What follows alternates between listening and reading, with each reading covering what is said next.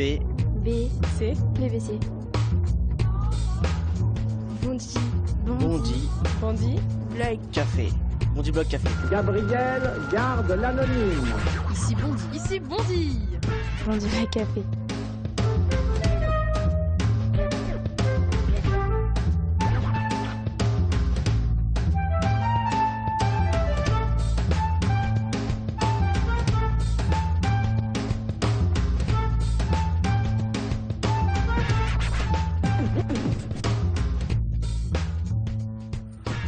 Fleur Pellerin, bonsoir. Bonsoir. Merci beaucoup d'être venu à Bondy. Merci à vous. Vous étiez là déjà cet après-midi, je crois. Oui, j'étais en visite à la maîtrise de Radio France, qui a une Très classe bien. formidable à... Mettez-vous là, je vais me mettre À en face Bondy. de vous. Donc c'est une journée Bondy Blog. C'est une journée Bondy, Bondy Blog, En même temps, Seine-Saint-Denis. vous Ouais. vous n'êtes pas Je suis de très loin Montreuil. d'ici, de Montreuil. Voilà, c'est la même. Vous avez toujours vécu la à même région. Montreuil? Non, j'y habite depuis 8 ans, avec ma famille. Voilà. Et avant, c'était où avant? Avant, j'étais à Paris, dans le centre. C'est très rare qu'on fasse le... Ah non, c'est pas Non, très c'est rare. pas Il y a rare. beaucoup de gens, mes voisins, C'est ce qu'on appelle la qui gentrification. ont fait ce choix, qui ont des familles un peu nombreuses et qui font le choix d'avoir un peu plus d'espace pour les enfants et d'aller un peu plus loin et de troquer un style de vie qui est assez différent. Donc vous êtes heureuse ici en Seine-Saint-Denis? Moi, je suis très heureuse parce qu'il y a beaucoup de mixité. J'ai des voisins maliens. On fait des repas de quartier où on mange des plats de tous les pays. Il y en a qui font des choses portugaises, des plats africains. Et c'est une vraie diversité culturelle qui me plaît. Quand on va au square avec les enfants, il y a beaucoup de nationalités qui sont présentes. Et là aussi, ici. il y a Et- une diversité de boissons. Absolument. Alors on va commander justement quelque chose à boire. Nadège est là. Nadège, bonjour. Bonsoir. Fleur Bonsoir. Pellerin, Nadège. Qu'est-ce que vous buvez, madame la Je ministre? prends un petit coca zéro. Et moi, je voudrais un Perrier, s'il vous plaît. Fleur Pellerin, vous êtes ministre de la Culture, de la Communication. Qu'est-ce qui prime, la culture ou la communication? Ou est-ce que les deux sont... deux. Les deux. Les deux, moi je fais pas de hiérarchie entre les portefeuilles. Je crois que c'est un portefeuille qui est très exigeant parce qu'il couvre à la fois tout ce qui concerne le patrimoine, les musées, l'archéologie, les archives, donc la protection et la valorisation du patrimoine, tous les monuments historiques. Et puis ça va jusqu'aux industries créatives aussi, Merci. donc effectivement la communication, les médias, la presse écrite, les nouveaux médias qui ont beaucoup d'importance à mes yeux. Et donc voilà, j'ai pas de hiérarchie. Je crois qu'il y a un énorme besoin de culture. Il faut accorder toute sa place à la culture, que ça donne du sens aussi à un projet de vie de citoyen. Servez-vous, Voilà. madame la Je me ministre. sers. Est-ce que vous avez eu cette chance, quand vous étiez jeune, de connaître la musique, la culture très tôt? Alors moi j'ai eu la chance, je n'ai pas du tout eu la culture en héritage. Moi j'avais des parents qui m'ont donné la curiosité intellectuelle mais qui ne m'ont pas transmis ce bagage culturel. Et moi je me le suis forgé par la pratique amateur parce que j'ai fait beaucoup de théâtre, parce que ma mère pensait que pour ne pas craindre de prendre la parole en public, parce qu'elle-même avait été très timide, il fallait prendre des cours de théâtre. Donc j'ai commencé à faire du théâtre très jeune, vers 4 ou 5 ans, et j'en ai fait jusqu'à la terminale quasiment. Et c'est la pratique amateur qui m'a permis de découvrir la littérature dramatique, qui n'est pas forcément facile d'accès lorsqu'on ne sait pas ce que sont les codes pour la comprendre et l'appréhender. Et donc c'est ça qui m'a fait découvrir Ça sert à quoi, finalement, la Molière, culture? Fassbinder, Ça sert à etc. quoi? C'est la boîte noire de l'individu? C'est quoi, faites la culture? Ça sert à, je crois, se construire dans son rapport au monde, se construire dans son rapport aux grands courants de pensée, se percevoir comme individu autonome, capable de penser, de se forger un esprit critique. Et je crois qu'aujourd'hui, avec la profusion des informations, de tout ce qui circule sur Internet et sur les réseaux sociaux, il y a le bon, mais le bon est côtoie le pire. Et je crois qu'il est très important de donner la capacité à tous les jeunes de se construire des repères. Est-ce que la culture, c'est un paravent, par exemple, contre le racisme? Je pense que c'est un paravent contre beaucoup d'extrémisme et que contre beaucoup de tentations au repli, contre les solutions faciles qui sont celles que nous proposent parfois un certain nombre de partis ou de mouvements populistes, démagogiques. Vous avez subi, vous, le racisme plus jeune? Je n'en ai pas eu tellement conscience. Évidemment, je me faisais traiter de shintok dans les cours de récré. Les enfants sont souvent durs entre eux et ça m'est arrivé d'entendre ces mots-là. Donc c'est vrai que c'est une expérience que n'ont pas d'autres qui n'ont pas un physique différent. Alors, Fleur Pellerin, je vais vous proposer de regarder la conférence de rédaction et après on réagit très vite et surtout on va rencontrer les jeunes du Bondy Blog pour évoquer justement les sujets qui vont être abordés tout de suite. Et donc j'appuie ici, tout va bien et c'est parti.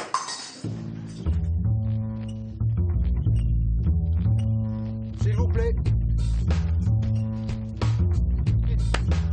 C'est parti. Nous recevons Fleur Pellerin qui est ministre de la Culture et de la Communication. Avant de vous laisser débattre et d'évoquer tous les sujets qu'on pourrait traiter avec elle, on laisse d'abord la parole à Gérard Leclerc pour nous dire quelques mots sur cette ministre. C'est une ministre déjà qui a une histoire qui n'est pas courante et qui a une belle histoire, puisqu'elle est née à Séoul, qu'elle a été abandonnée quelques jours après sa naissance et adoptée à l'âge de 6 mois par une famille française, d'où son nom Fleur Pellerin.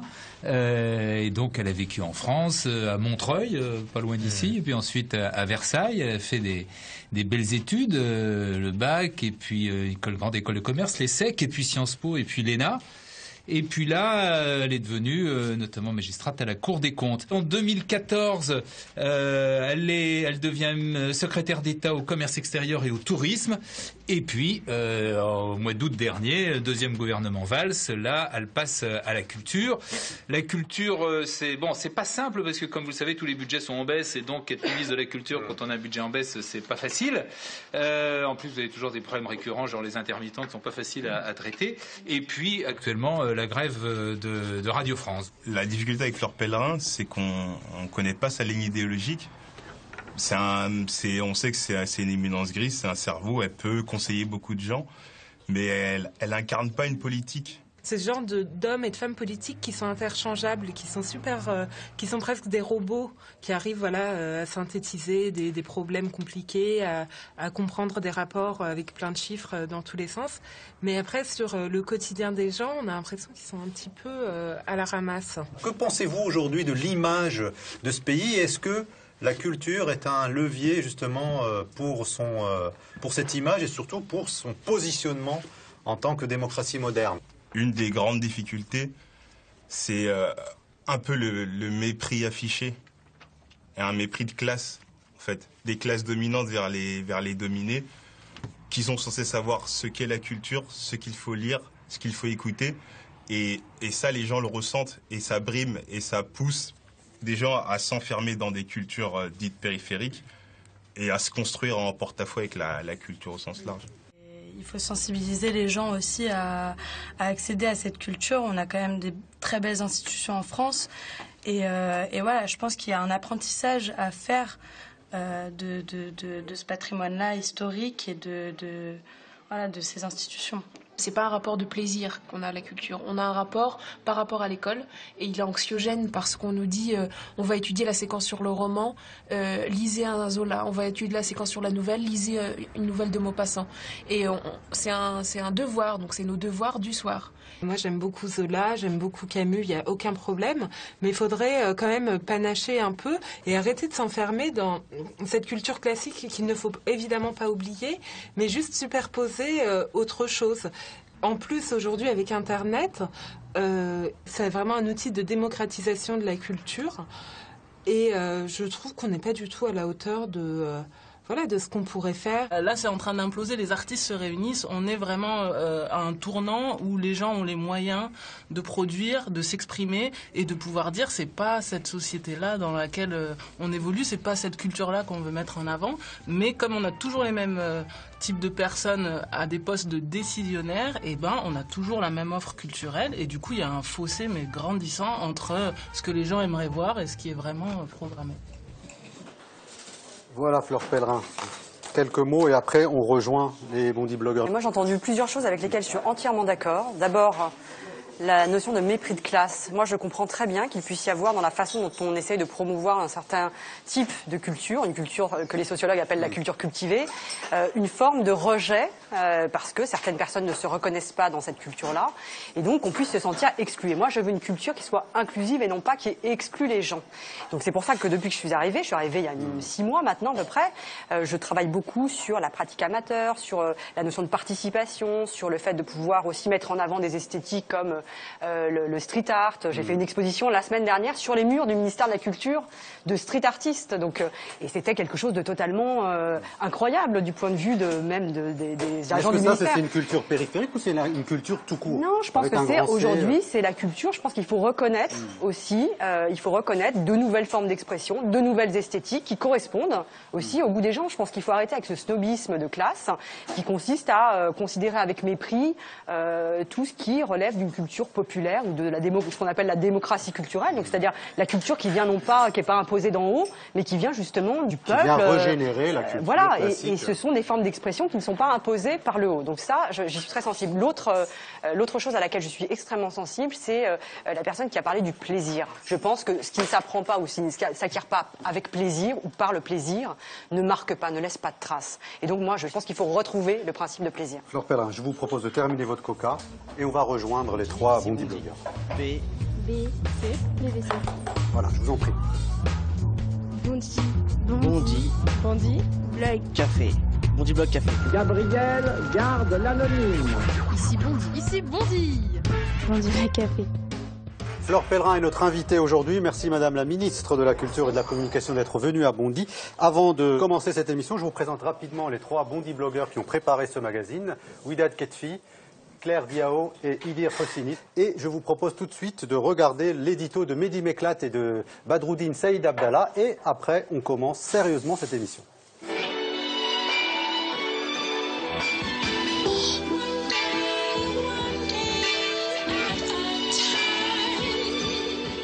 Madame Lafleur, peut-être vous posez-vous déjà assez de questions pour qu'on vous en pose encore. Peut-être vous demandez-vous déjà assez ce que vous faites là le matin. Peut-être vous demandez-vous aussi s'il est encore utile de se réveiller. De loin, la vie d'un ministre n'est nullement enviable. Plutôt mourir que de se faire pourrir tous les jours. Plutôt abandonner que ne pas réussir. Peut-être avez-vous entendu Virginie Despentes, un jour à la radio, qui avait dit que vous seriez une meilleure ministre de l'Agriculture que vous êtes ministre de la Culture. Peut-être que ces choses-là vous atteignent, parce qu'un ministre ne peut pas avoir qu'un cœur de pierre. Madame Lafleur, est-ce que vous entendez ces salariés résistants de Radio France qui préfèrent crier plutôt que de se coucher? Qui préfèrent faire la grève plutôt que d'attendre passivement les licenciements? Est-ce que vous entendez ces voix qui perdent de la force à force de se battre dans un pays où le service public devrait être un emblème national? Madame Lafleur, est-ce que vous entendez encore la grogne? L'État d'Hollande doit-il être celui des coupes de budget? Et les festivals qui tremblent pour pouvoir vivre encore un peu? Et les intermittents qui pleurent? Est-ce que vous les entendez encore? Et sinon, Madame Lafleur, pourquoi continuez-vous à défendre l'impensable? N'est-il pas mieux de dire que toutes ces erreurs politiques sont des absurdités?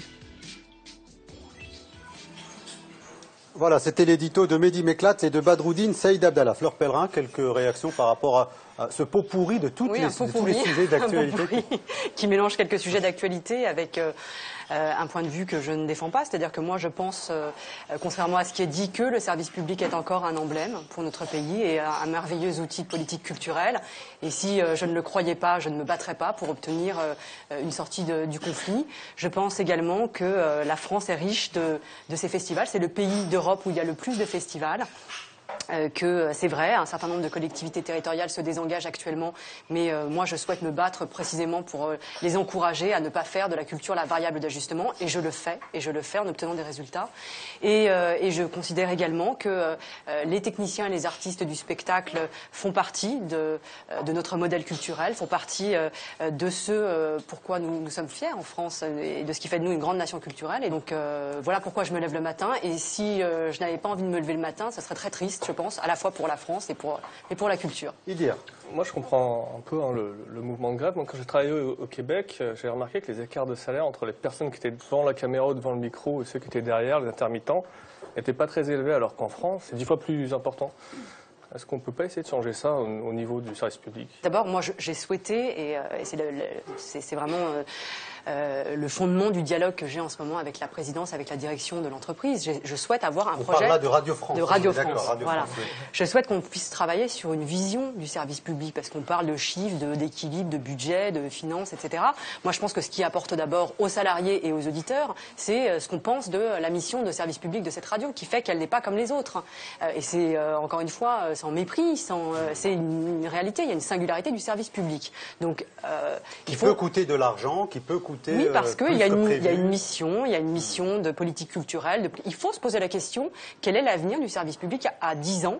Que va devenir Radio France? Et je crois que l'angoisse des salariés, elle est surtout celle de la question de leur avenir. Donc moi, c'est ça que je souhaite aujourd'hui travailler avec la direction. Est-ce que Mathieu Gallet, aujourd'hui le président de Radio France, est-il encore légitime pour négocier tout ça? Pour répondre à la question sur les écarts de salaire, c'est vrai qu'il y a eu depuis une quarantaine d'années un empilement de statuts au sein de Radio France et que les différents gouvernements, les différentes équipes de direction n'ont jamais fait les réformes nécessaires, n'ont jamais remis à plat et modernisé l'organisation du corps social de Radio France. Et vous avez raison, aujourd'hui, il y a énormément de précarité, par exemple, à Radio France.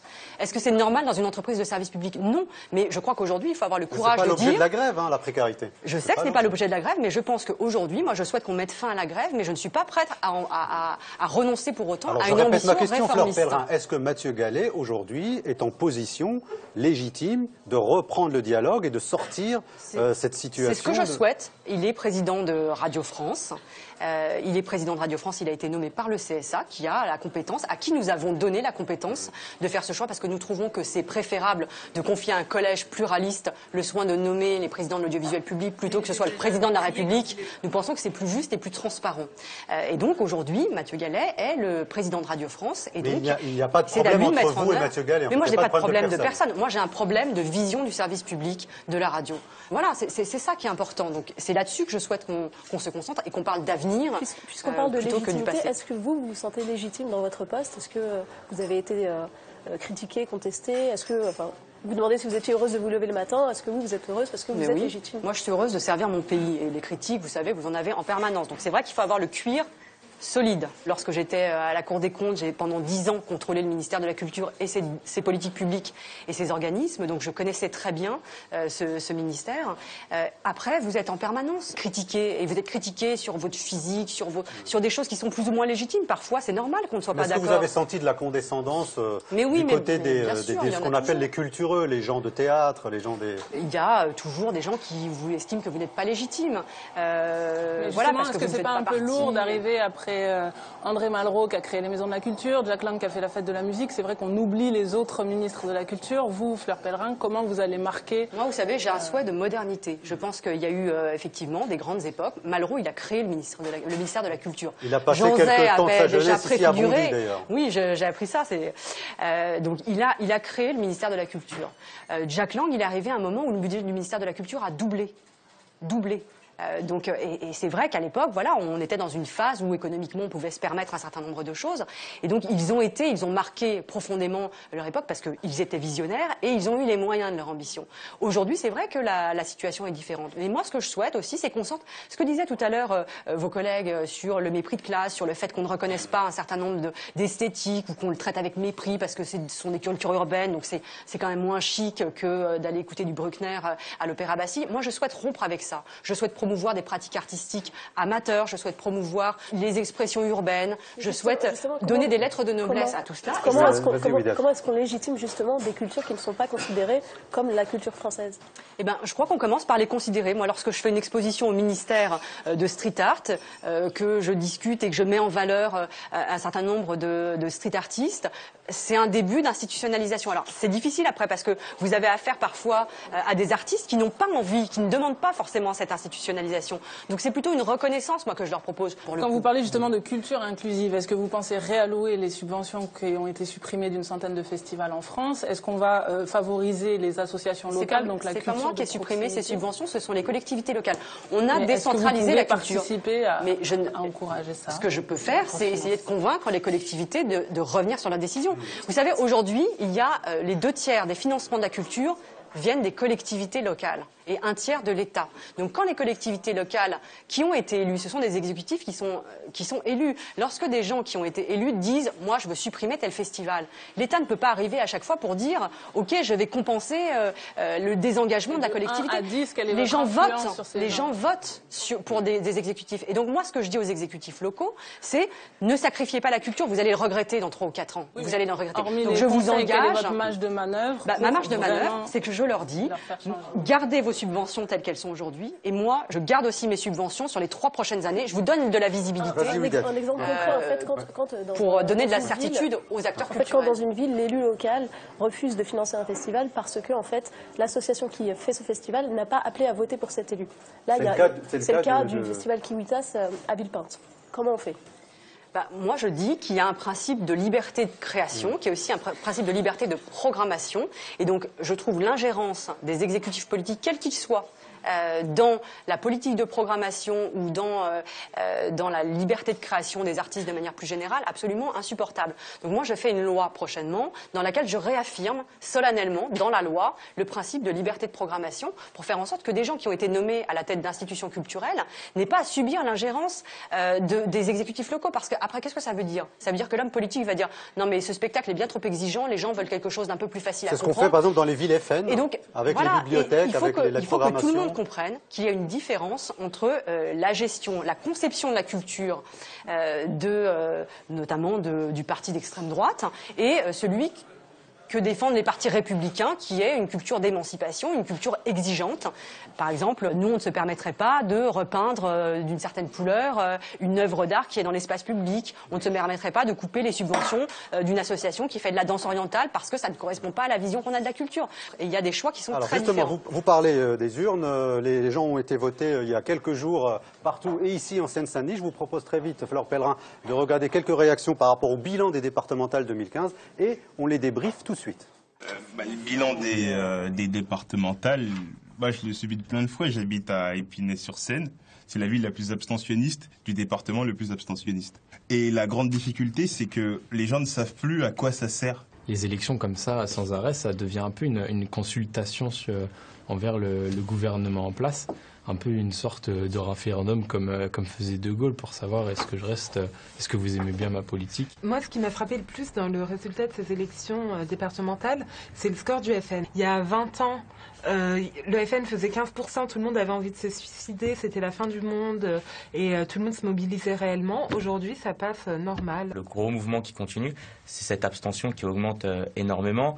Dans certaines villes, elle était à 75, 80, 85% au deuxième tour. Et il y a eu au second tour, et c'est assez rare, en tout cas sur les 10 dernières années, un accord ici entre le PS et le Front de gauche. Et là, il y a un certain nombre de personnes qui ont dit, mais déjà qu'on n'avait pas envie de voter, mais si on voit les deux ennemis maintenant se mettre d'accord simplement pour garder leur petit poste à Bobigny au Conseil Général, c'est sûr qu'on n'ira pas voter. Et donc, dans le 93, il y a une petite distance vis-à-vis de la politique qui s'accentue encore plus. Moi, j'aimerais juste citer une phrase d'une vieille dame qui est passée à la télé, une anonyme, qui disait juste si je ne donne pas mon avis en votant, je ne m'autorise pas le droit de me plaindre. Voilà, donc c'était quelques réactions des jeunes du Bondi Blog lors de la conférence de rédaction, 2 ou 3 jours après le résultat des départementales 2015. Idir. En quoi la culture peut-elle aider les gens qui sont dans des lieux où l'abstention est forte à se réintéresser de nouveau à la vie de la cité ? Vous savez, moi, je suis persuadée que la culture fait vraiment partie de la construction de l'esprit citoyen, de la citoyenneté. Si on doit lutter contre l'extrémisme, contre le fanatisme, contre toutes les formes d'intoxication idéologique, il est absolument indispensable de donner de la culture aux gens. Est-ce que la culture peut lutter contre l'abstention? Ici, par exemple, en Seine-Saint-Denis, c'est entre 70 et 80% dans certains secteurs. C'est quand même dramatique qu'en Seine-Saint-Denis, qui est le département le plus jeune de France, on vote le moins. Je pense qu'il n'y a pas de recette miracle, sinon ce serait trop facile, mais je pense que ça fait partie des choses avec l'éducation. Qu'est-ce qu'on a raté en Seine-Saint-Denis pour que les gens ne croient plus dans la politique? On coupe les subventions? Non, mais vous parliez tout à l'heure de la culture. Qu'est-ce que la culture peut faire contre l'abstention? Je pense que ce qu'on disait tout à l'heure sur la culture, dont on se sent exclu, etc., ça, ce sont des ferments du désinvestissement citoyen, c'est-à-dire que des gens qui se sentent exclus non seulement des perspectives de s'élever dans la hiérarchie sociale, du système éducatif, de la culture, n'ont plus raison d'aller voter. Quelle serait la raison d'aller voter s'ils ont le sentiment que leur vote n'influence pas la on subit, en fait, les gens ont l'impression de subir la culture et de subir la politique. Enfin, dans tous les cas, on a l'impression de subir parce que c'est quelque chose qui est fait par une élite et qui n'est pas partagé. Tout à l'heure, vous disiez que la culture, c'est quelque chose de collectif. Comment est-ce qu'on fait pour vraiment en faire quelque chose de collectif? Vous savez, ce que vous dites est tout à fait vrai. Il y a une petite statistique que j'ai trouvée très intéressante dans les pratiques pédagogiques des conservatoires. Dans les conservatoires, on se rend compte que les jeunes qui ont des cours individuels abandonnent à 80% entre le premier cycle et le second cycle. Ceux qui sont dans la pratique collective continuent à 80%. Donc ça montre bien que la pratique culturelle collective, à partir du moment où c'est un projet et c'est un projet collectif, donne du sens à quelque chose, donne du sens au fait d'être ensemble, de se reconnaître des choses communes avec autrui. Et donc moi je pense que la culture n'est évidemment pas la réponse à tout, à la désaffection politique, à l'abstention, mais c'est quelque chose qui donne des clés du vivre ensemble. Et en tant que tel, moi je pense vraiment qu'il faut le promouvoir dès le plus jeune âge pour que chacun se sente partie d'un tout. Si on ne se sent pas partie d'un tout, on n'a pas envie d'aller voter. Quel est l'intérêt? Justement, c'est le grand problème en France, c'est qu'une grande partie de la population a un désir de s'exprimer, mais ne ressent pas de désir en retour. C'est-à-dire qu'on ne les écoute pas. Donc quand on a 3,5 milliards d'euros de baisse de budget sur les collectivités locales, comment on va encourager justement ces mêmes personnes qui ont envie de s'exprimer, à qui on fait comprendre que concrètement, ces artistes-là ne font pas de la culture, mais ils font du social. Ils ne sont pas dans le droit commun. Ça fait partie de ce qu'on disait tout à l'heure, c'est-à-dire qu'effectivement, il y a toujours eu une forme de dédain pour tout ce qui relevait du champ socio-culturel. Socio-culturel était une sorte de gros mot. Et moi, je suis tout à fait opposée à ça. Et donc, aujourd'hui, techniquement, il y a un certain nombre de réseaux, moi, je pense qu'il faut massivement réactiver. Il y en a plusieurs. Il y a le réseau de l'éducation populaire, qui a été, je pense, trop désinvesti par les gouvernements successifs. Donc moi, je travaille beaucoup avec ma collègue Myriam El Khomri, justement pour essayer de mobiliser ces réseaux avec les artistes qui ont tous envie de s'impliquer. Donc il faut juste trouver le moyen aujourd'hui de mettre en relation les artistes, les journalistes qui souhaitent s'impliquer et ce réseau. Et il y en a un autre qui est formidable, c'est le réseau des bibliothèques et des médiathèques. Il y en a 16 000 en France. 16 000, c'est plus que de bureaux de poste. Et donc je pense que ce sont des lieux, ce qu'on appelle les troisièmes lieux, parce que c'est ni le travail ni le domicile, c'est un troisième lieu où il faut donner envie aux gens d'aller se retrouver et d'aller trouver une offre culturelle. Le problème, et ça, je crois que c'est très important. En Seine-Saint-Denis, le problème, c'est qu'on a toujours des profs qui ne sont pas remplacés, des élèves qui n'ont pas cours pendant des mois et des mois. Donc la culture, c'est quelque chose de... C'est un supplément d'âme, en fait. C'est même pas l'urgence. Ils veulent juste avoir des cours de français, des cours de maths. La culture, ils ne savent pas ce que c'est. En fait, il ne faut pas hiérarchiser. Il ne faut pas hiérarchiser. Et il ne faut pas dire, trouvons d'abord pour le cours de français et on verra après. Je pense qu'il faut faire en même temps. C'est que le problème, en fait, voilà où on en est. C'est que dans certaines écoles de Seine-Saint-Denis, ou de quartiers populaires, on en est au basique. On en est à demander des profs, à attendre que des profs viennent remplacer. Donc la culture, c'est secondaire. Enfin, je fais partie d'un gouvernement qui a choisi de redonner une formation initiale aux enseignants et de recruter 60 000 enseignants. Il y en a 35 000 qui seront recrutés dès la fin de l'année. C'est toujours le cas. Enfin, il y a toujours des élèves qui sont sans prof pendant des mois et des mois et qui après se retrouvent avec des lacunes. Il faut le temps de les recruter et déjà nous avons fait l'effort de les recruter. Mais ça ne se balaye pas d'un revers de main. C'est un choix qui est totalement orthogonal avec celui qui a été fait dans les années précédentes où on a cassé la politique de la ville sous les gouvernements. Vous voulez dire qu'on est dans un processus correctif et qu'il nous faudra encore attendre 3-4 ans pour... Quand on a déconstruit une politique de la ville, et moi je me souviens très bien de cette époque où on a commencé à supprimer les subventions à ces acteurs sociaux ou socioculturels qui faisaient un formidable travail de maillage et de proximité, qui étaient présents dans les territoires, qui étaient au contact des jeunes. Quand on a supprimé tout ce réseau-là, ça prend du temps à être construit, et surtout dans une période qui est difficile d'un point de vue économique. Vous avez dit quelque chose de très intéressant, vous avez dit que le théâtre, vous avez appris à prendre la parole, à être en aisance en public. Pourquoi on n'instaure pas une heure de cours de théâtre à l'école? C'est pourtant simple à faire, on a plein d'acteurs qui font du théâtre. Qui sont des intermittents. Vous touchez un point sensible, parce que j'en ai beaucoup parlé avec les gens de Déclic Théâtre, avec Jamel, et on est en train d'essayer de réfléchir à la manière de vraiment diffuser très très largement l'impro théâtrale. Moi, je les ai invités au ministère.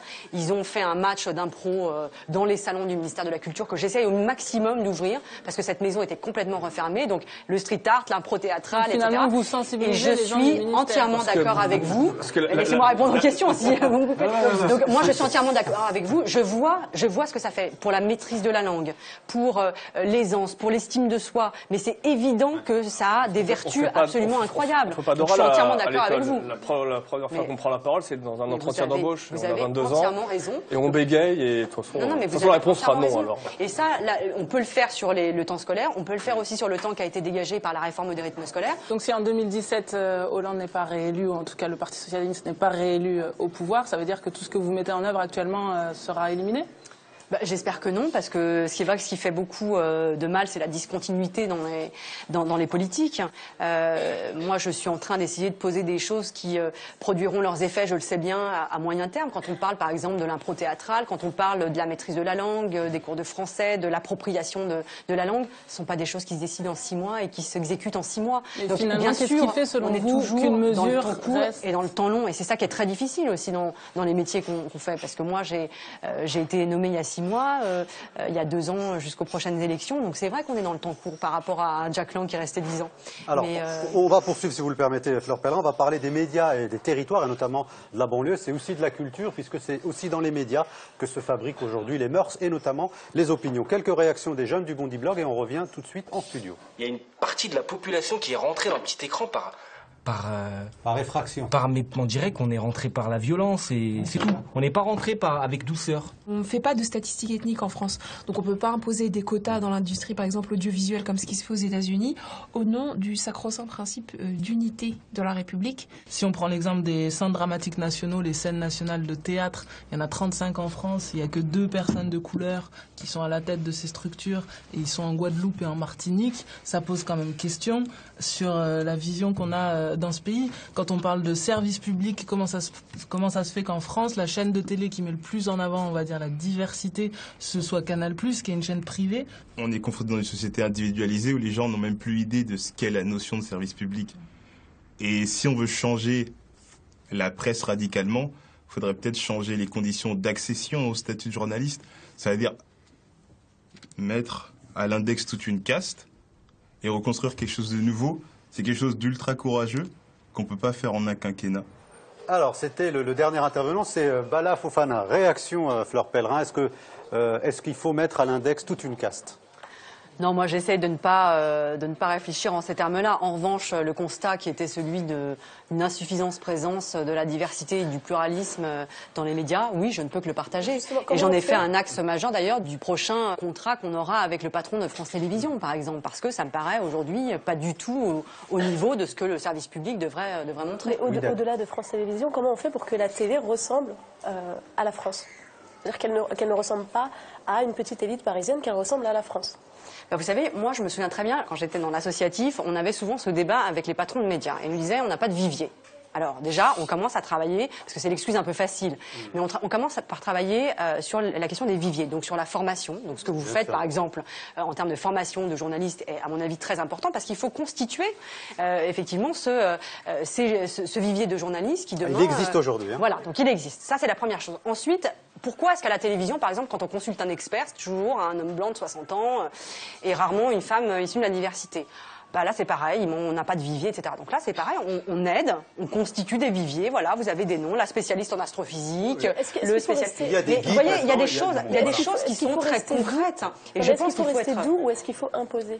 Mais imposer, c'est très compliqué parce que vous le disiez, il n'y a pas de statistiques ethniques, donc et parfois c'est pas forcément la meilleure solution. Mais en revanche, je pense qu'il faut être beaucoup plus directif et beaucoup plus. Moi, j'ai souhaité l'être quand j'ai tracé la feuille de route du futur patron de France Télévisions. Pour moi, il est hors de question et je ne signerai pas un contrat d'objectif avec l'entreprise qui ne mette pas de manière très forte cette question de la représentation des quartiers, de la représentation de la banlieue et de la mise en avant de la diversité de la société française. C'est totalement incroyable que dans nos fictions, dans nos... Enfin, c'est facile quand même de le faire aujourd'hui. Est-ce que vous comprenez le désamour des jeunes de banlieue pour les médias? Mais je crois que c'est un désamour qui est des jeunes en général. Et je crois que le constat de départ, il doit être celui-là. Et aujourd'hui, la préoccupation de l'ensemble des médias, ça doit être de reconquérir ce public jeune. Et donc moi, j'accorde beaucoup, j'ai beaucoup de foi dans les médias de proximité, et c'est la raison pour laquelle j'ai souhaité réactiver un dispositif qui avait été éteint lorsque je suis arrivée, qui est un dispositif d'aide doté d'1 million d'euros pour les médias de proximité, et je souhaite qu'il puisse être orienté sur les nouveaux médias, les blogs, les nouvelles formes de médias. Il ne faut pas qu'on justifie que les minorités ou les banlieues soient dans leurs propres médias, mais ça devient ça. Pas. Maintenant, on va dire, allez écrire au Bondy Blog, allez écrire dans des médias africains, allez écrire dans des médias maghrébins. Alors là, c'est une approche que les jeunes aspirent réussir à intégrer les grands médias. Il y a deux choses différentes. Il y a deux choses différentes. Il y a les médias de proximité et il y a la question ensuite d'enrichir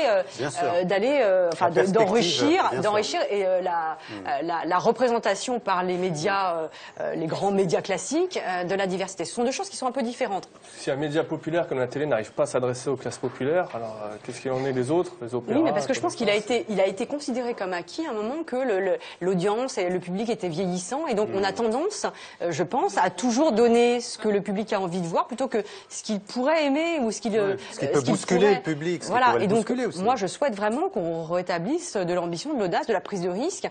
Alors peut-être que les jeunes ont des pratiques qui se sont vraiment éloignées du linéaire. Voilà, ils sont ailleurs. Et je crois que l'audiovisuel public qui est à la mode et pas du tout doit également télévision. C'est quand même grave. C'est quand même grave que les chaînes que nous on finance avec nos je suis d'accord. soient celles qui ne nous représentent pas. C'est grave. Moi, je pense que l'audiovisuel public doit parler à la jeunesse aujourd'hui. C'est indispensable. Est-ce qu'on aura bientôt une émission jeune, enfin, pour la jeunesse, qui soit intelligente? Qui ne soient pas les anges de la télé-réalité, qui ne soient pas bêtes. Bloc Café. Non mais au-delà de celle-là, en fait, une émission qui s'adresse à la jeunesse, parce que bon, du Bloc Café, ça s'adresse à tout le monde, mais qui n'est pas une émission bête. Ben, moi, je souhaite qu'il y ait des émissions, il y ait une proposition qui soit une proposition originale de la part de l'audiovisuel public. Je pense que pour avoir quelque chose qui plaît aux jeunes, quoi de mieux que de consulter, d'essayer de faire co-construire ou de faire fabriquer un programme par des jeunes. Donc moi, je pense que c'est tout ça qu'il faut avoir en tête aujourd'hui quand on est un patron de l'audiovisuel public, que ce soit à la radio ou à la télévision. On va aller justement à Clichy-sous-Bois pour revoir et constater à quel point il est important pour que l'accès à la culture soit une réalité et non pas un rêve, qu'il y ait notamment des militants, des gens engagés qui vont jusqu'en bas des immeubles pour apporter la culture, en tous les cas, pour sensibiliser les populations et notamment les populations les plus jeunes. C'est ce qu'a fait Jasmine Nahar à Clichy-sous-Bois. La Fontaine aux Images est une compagnie de théâtre créée par André Valverde en 1990. En résidant sur la commune de Clichy-sous-Bois en Seine-Saint-Denis, le théâtre s'est implanté au cœur des quartiers. L'identité de la compagnie se fonde sur le choix de sujets de société et s'inscrit dans la veine du théâtre populaire, proposant un théâtre par et pour le peuple.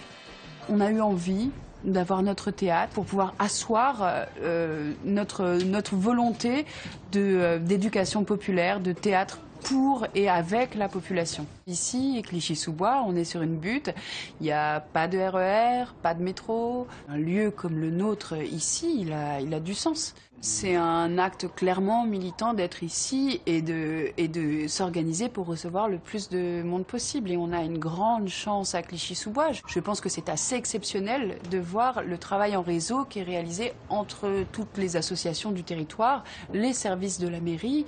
Et on a un travail tous ensemble, une synergie qui permet d'accueillir tout ce public-là qui ne demande que ça.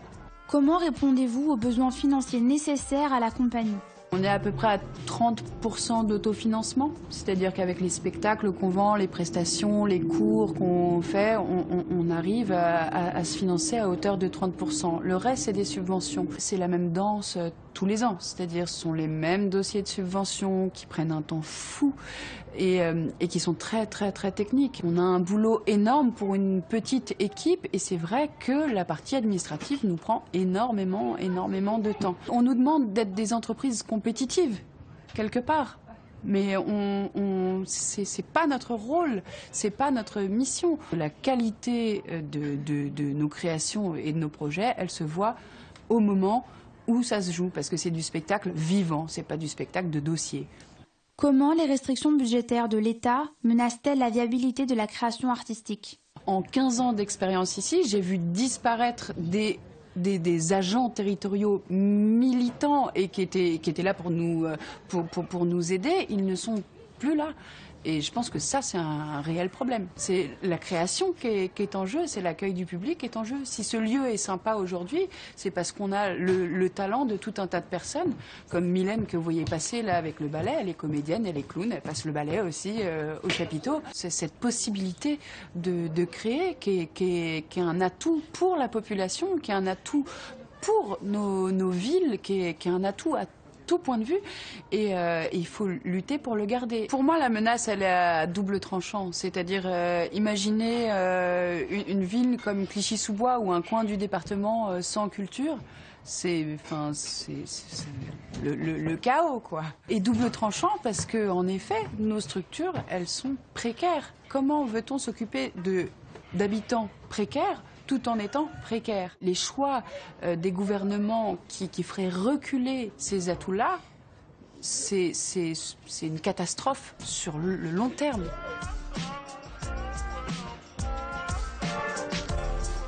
Voilà, c'était donc un reportage réalisé par Jasmine Nard. Claire. Je me permets de vous donner une citation qui résume assez bien l'état de la culture actuellement dans notre pays. C'est un texte de Gerty Damburi. « Nous avons tout vécu, le développement social des quartiers, le recours aux grands frères, l'aide aux cités, les zones d'éducation prioritaire, les classes préparatoires ouvertes aux défavorisés. À chaque fois, ces dispositifs ont échoué parce que s'il est un élément qui ne bouge pas, c'est bien la peur que le pouvoir échappe à ceux qui se le partagent et qui, quelle que soit leur couleur politique, se pressent au devant de tous ces dispositifs pour que leur gouvernail leur reste entre les mains. » Que répondez-vous? Écoutez, je crois qu'il y a un vrai sujet de mobilité sociale, d'ailleurs ce que vous disiez, et de sociologie des élites. Moi, je me suis beaucoup intéressée à cette question parce que je ne fais pas partie de l'élite par naissance et par héritage. Et donc, c'est quelque chose qui m'a beaucoup interpellée parce qu'après, on a pu considérer que par mes études, je suis rentrée dans cette élite. Et moi, je me suis toujours battue, et c'est le sens de mon engagement politique, pour que précisément des portes ne soient pas fermées et que le gouvernail ne reste pas entre les mains des mêmes personnes par hérédité. C'est quelque chose que je trouve très violent et qui me déplaît. Et c'est le sens de mon combat politique. Moi, je suis pour qu'on rebatte les cartes à chaque génération. Et donc, je crois que finalement, tout l'enjeu est résumé là. C'est-à-dire aujourd'hui, comment redonne-t-on un sens à l'égalité des chances? Et moi, je crois que la culture peut y participer. Et je crois que ce qui est important, c'est de définir des priorités. Donc moi, je souhaite, par exemple, qu'on travaille pour que l'argent aille là où il est nécessaire. Quand on en a moins, on essaye de le concentrer là où il est nécessaire et pas là où il y en a déjà plein. On accueille dans quelques instants Nassira El-Mouadem pour sa séquence L'Addition qui va prendre la place de Claire Diao.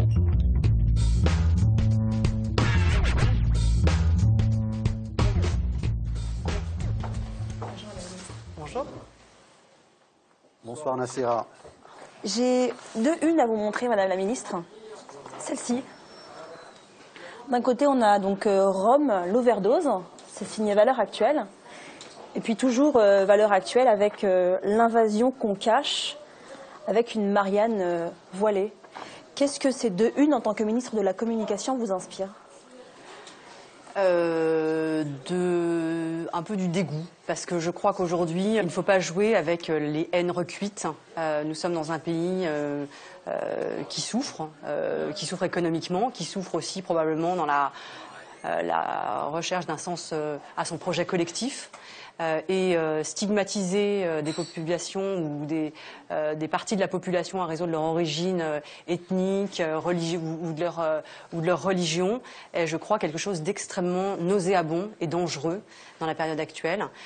Dangereux parce que cela fait le lit d'un parti qu'on connaît bien et qui ne propose que des mauvaises solutions. Et pour ces deux unes, Valeurs Actuelles a été donc condamnée pour incitation à la haine et pour incitation à la discrimination. Et Valeurs Actuelles, c'est un hebdomadaire qui est aidé, il faut que les gens le sachent, qui est aidé donc par votre ministère, le ministère de la Culture, à raison d'1 million d'euros par an. Est-ce qu'on peut toujours continuer à financer une presse raciste, Madame la Ministre? Alors, il y a pour cela des juges et des procès. Donc, Valeurs Actuelles a été condamnée, mais moi, je suis aussi la ministre du pluralisme de la presse. Donc, en ce moment, je travaille sur une réforme des aides à la presse parce que je considère que on parle d'argent public et que le soutien au pluralisme de la presse doit se concentrer sur la presse d'information politique et générale et pas tellement sur la presse de divertissement qui n'en a pas tellement besoin. Donc, en ce moment, nous sommes en train de proposer de travailler sur cette réforme. Valeurs Actuelles entre dans le cadre de l'information politique et générale. Donc, moi, ensuite, je n'ai pas à me faire la censeur de certains médias parce que le contenu ne me plaît pas. Ensuite, il y a des procédures qui permettent de faire condamner ceux qui sont des contrevenants. Et c'est ce qui s'est passé, mais c'est vrai que certains citoyens se sentent choqués, surpris, tout du moins, qu'une presse raciste, puisque ce sont les juges qui l'ont dit, soient aidés par leur propre ministère de la Culture et donc par leurs propres impôts. Je crois qu'il faut continuer à faire condamner lorsqu'il y a des dérives, mais c'est le principe d'une société pluraliste. Et ça, malheureusement, il faut accepter, dans une société pluraliste, que certaines choses soient choquantes. D'accord, donc il faut aussi accepter que le contribuable participe au financement de cette presse. À partir du moment où on souhaite, moi je travaille sur une réforme en ce moment pour pouvoir aider par exemple Le Monde diplomatique et Charlie Hebdo. À partir du moment, je ne peux pas choisir d'aider seulement une certaine presse, ou une presse qui aurait des orientations politiques ou religieuses qui me plairaient. Il faut accepter le pluralisme de la presse, ça fait partie de la démocratie. C'est une question de respect du droit, Madame la Ministre, nous sommes d'accord. Absolument, donc ça fait partie de la démocratie. Ensuite, s'il y a des problèmes avec le respect du droit, toutes les procédures, sans absolument aucune concession, doivent être prises pour faire condamner systématiquement les gens qui contreviennent à nos lois. Alors justement, la réforme des aides à la presse, vous en avez parlé récemment. Quand est-ce qu'elle va arriver? Puisque c'est vrai, on est dans une situation un peu ubuesque où Closer, par exemple, Télé 7 jours, pour ne pas les citer, sont beaucoup plus aidés que d'autres presses, voire même aidés par rapport à Charlie Hebdo ou Le Monde diplomatique qui n'est plus aidé directement par le ministère de la Culture. Déjà, il y a plusieurs types d'aides. Il y a des aides directes, qui sont des aides en argent, et des aides indirectes, qui sont des aides au transport postal. Télé 7 jours, Closer, etc. n'ont aucune aide directe. C'est important de le préciser. Donc c'est une aide parce qu'ils ont des tarifs postaux un peu réduits. Ou voire des aides avec la SNCF, ce genre de choses. Portage, en gros, voilà, ce sont des aides qui ne concernent pas directement les publications. Et ça, c'est ce à quoi je faisais allusion tout à l'heure. Moi, je considère que les aides, directes ou indirectes, doivent se concentrer plutôt sur la presse d'information politique et générale. Donc ça voudrait dire que, pardonnez-moi Madame Pellerin, qu'on avance, ça veut dire que dans les prochains mois, Le Monde diplomatique va se voir attribuer une aide devant la représentation de la part du nationale. ministère de la Culture. Je m'y suis engagée. Aujourd'hui, ce n'est pas possible parce que seuls les quotidiens peuvent en bénéficier, ce qui est une absurdité sur le plan des principes. Donc ça, c'est un engagement que j'ai pris et donc je vais le mettre en œuvre. Quand ça, Madame la Ministre? Dans les semaines qui viennent, le décret sera pris et ensuite il y aura une réforme un peu plus fondamentale sur ce que nous évoquions à l'instant, c'est-à-dire la question de la réforme des aides au transport postal que je souhaite reconcentrer sur la presse d'information politique et générale. Ce que Madame Filippetti avait déjà commencé. Ce qui n'est aujourd'hui pas totalement achevé dans ce cas-là. Mais en tout cas, aujourd'hui, c'est vrai que la presse récréative bénéficie encore d'aides massives qui sont effectivement assumées par le contribuable. Dernier sujet, Madame la Ministre, est-ce que la musique classique est réservée à une élite, selon vous? Écoutez, je reviens de la maîtrise de Radio France tout à l'heure où j'ai vu des collégiens de Bondy, d'écoles primaires et de collèges qui pratiquent la musique classique et le répertoire même contemporain avec une excellence absolument incroyable et donc ils font mentir cet adage. Donc, je vous pose la question parce que des maires et des responsables de conservatoires s'inquiètent des baisses des aides de l'État, donc à ces conservatoires. Je prends l'exemple par exemple du conservatoire de Gennevilliers qui est pas très loin, dans le 92, dans les Hauts-de-Seine. La dotation en 2012, elle était de 136 000 € à peu près, et en 2014, 52 000 €. Alors moi, j'ai dit tout à l'heure que j'étais très favorable au développement de la pratique amateur parce que j'y crois énormément et je pense que c'est un instrument d'émancipation. Ça, c'est pour le principe. Et donc, il faut les moyens. Ce sont des décisions qui ont été prises avant que j'arrive. J'ai été nommée il y a 6 mois. Donc maintenant, moi, je souhaite pouvoir revenir financièrement et aider les conservatoires pour autant qu'ils mettent en place des pratiques pédagogiques qui ne soient pas excluantes. Moi, je pense qu'il y a tout un tas de publics, de jeunes, qui peuvent être rebutés par le fait de faire du solfège à haute dose ou de la musique classique dans des cours individuels. Donc moi, ce que je souhaite, c'est revenir financièrement pour accompagner les conservatoires que vous décrivez, mais avec une réflexion partenariale avec ces conservatoires sur les pratiques pédagogiques et sur les esthétiques. Parce que je crois qu'il y a de la place. Les conservatoires sont en train de réfléchir au budget de la rentrée 2015 et certains s'inquiètent d'une disparition complète de l'aide directe du ministère de la Culture en faveur de ces conservatoires. Une question très simple, Madame la Ministre, est-ce que ces aides directes vont être supprimées de la part du ministère de la Culture pour ces conservatoires? C'est une décision qui avait été prise par la prédécesseur parce que l'apport, la subvention apportée par l'État aux conservatoires régionaux et départementaux représentait 6% de leur budget. Et donc on avait considéré que 6% de leur budget, on pouvait se retirer et n'intervenir que sur forme d'aide à des projets. Vous voyez, il y a des expressions musicales un peu différentes qui peuvent être proposées aux jeunes. La question est simple, est-ce que l'aide sera supprimée, oui ou non? C'est très simple. Non, l'aide n'est pas supprimée puisqu'il y a une aide à projet qui est proposée et l'année prochaine, je souhaite revenir avec des aides qui soient concentrées sur des projets pédagogiques. Voilà. Très bien. Merci à vous, Madame la Ministre. Merci beaucoup, Nassira, d'être venue pour cette séquence L'Addition.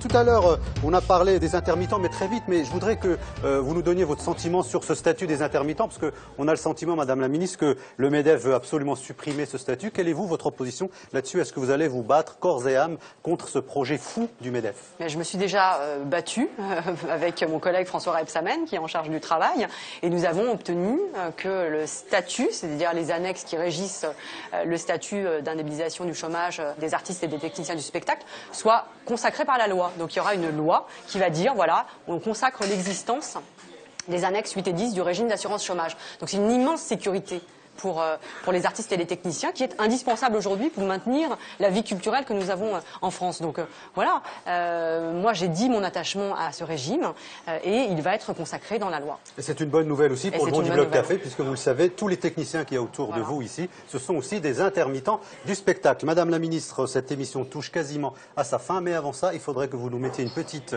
dédicace sur l'affiche du Bondi Bloc Café. Je retire un peu le verre ici. Donc vous mettez votre petite dédicace. La seule obligation, c'est une obligation légale ici en Bondi Bloc Café, c'est de lire après, à haute voix, votre dédicace, de façon à ce que tout le public l'entende. Pendant ce temps, moi j'ai quelque chose à proposer au public et après je vous offrirai évidemment... Qui est-ce qui a marqué ça là Ça c'est Alain Juppé, je crois. Ah d'accord. Voilà, donc je vous propose le livre Des voix derrière le voile de Faiza Zerouala. Faiza Zerouala est journaliste, mais avant d'être journaliste, elle était Bondi blogueuse. D'ailleurs, vous la voyez régulièrement sur cette émission. On en parle sans cesse, on ne les entend jamais. Les femmes voilées ont la parole grâce à Faiza Zerouala qui publie donc son premier livre. Et puis évidemment, comme on est un peu corporate aujourd'hui, je sais, je suis devant la ministre de la Culture et je parle un peu anglais. Bondi Bloc, portrait de famille, c'est le film de Julien Dubois. Ce film retrace en 52 minutes l'histoire de cette merveilleuse expérience du Bondi Bloc. C'est un film qui a été diffusé sur France O et puis évidemment il sera, je l'imagine, diffusé aussi sur LCP puisque vous savez que cette émission est donc codiffusée sur LCP et France O. Donc ce sont vos deux cadeaux, Madame la Ministre. Les invités ne repartent jamais les mains vides quand ils viennent nous rendre visite à Bondy. Alors on vous écoute, Madame la Ministre. Alors je suis heureuse de me lever le matin pour défendre ma vision de la politique culturelle au service des Français et ma conviction très forte que la culture constitue l'une des réponses à la crise de sens que traverse notre pays. Merci beaucoup Fleur Pellerin, ministre de la Culture et de la Communication, d'être venue ici à Bondy. Merci à Ouidad, Claire et Idir. Merci évidemment à Jamart et à Zadig Productions. On se retrouve le mois prochain sur LCP et France O.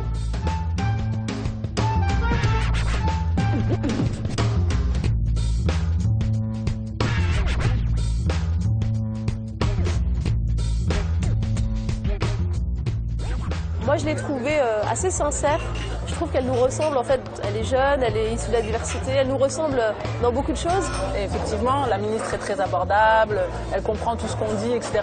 Mais j'aurais attendu de sa part un peu plus de décision, de prise de position et de réponse. Elle a fait plein de vœux pieux, mais je pense pas que ça va suivre. Je suis un peu pessimiste là-dessus. En fait, le grand problème, c'est qu'on n'a pas de moyens pour ce ministre-là. Il n'y a pas d'argent pour la culture. La culture, c'est accessoire. En tout cas, on sent qu'elle vient de Montreuil, elle est venue, elle était à l'aise, elle s'est installée, elle est venue comme une fleur.